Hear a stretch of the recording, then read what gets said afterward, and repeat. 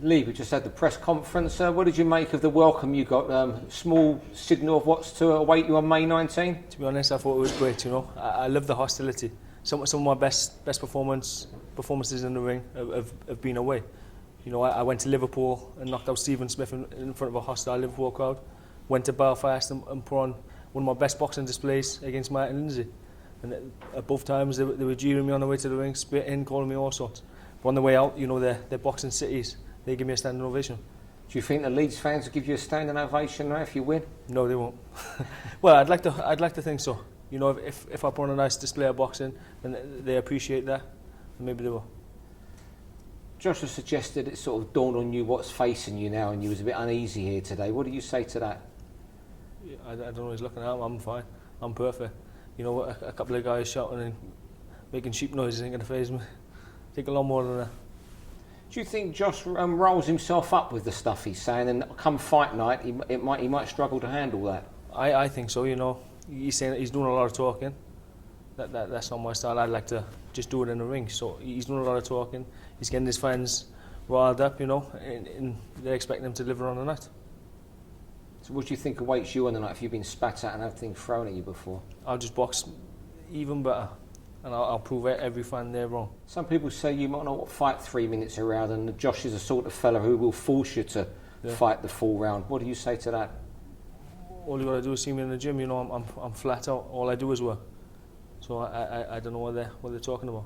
And if I opt not to do so, I can buy myself plenty of time with my boxing ability. I can just hold the fighter off with a jab, and take it to him.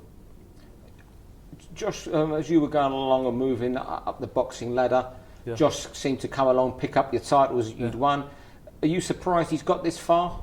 Not really. Those titles starting off, he had to buy them off me. He couldn't beat me for them. I don't know whether he knows that himself, but his promoter at the time was buying my titles off me to build him up in front of his home fans, like they've done, ready for me to pluck him off. And now it's happening.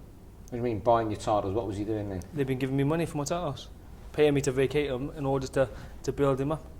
So you've already earned some money from Josh Warrington then? I'm a lot more money than that team. When you look at the bigger picture after this, if you win it on May 19, there's the winner of Frampton, Denaire, and perhaps going back to America. Does that spur you on? Oh yeah, definitely. My sole focus will be on Josh Warrington when I'm training. But like in your mind's eye, you look ahead, and there are big fights looming. Carl Frampton, Leo Santa Cruz, all those big names. Who gives you the harder challenge, Carl Frampton or Josh Warrington? Carl Frampton. He's a different level fighter. So do you think this is levels when you fight Josh in May? There's levels in boxing, and I believe, and I hope to prove that I'm a level above. And I know you'll have a keen eye on the Frampton Denaire fight. How will that go? It's not like plain sailing for Carl Frampton, but I expect him to win. Nonito Denaire, I think he might be like a freeweight world champion, maybe a 4-weight world champion.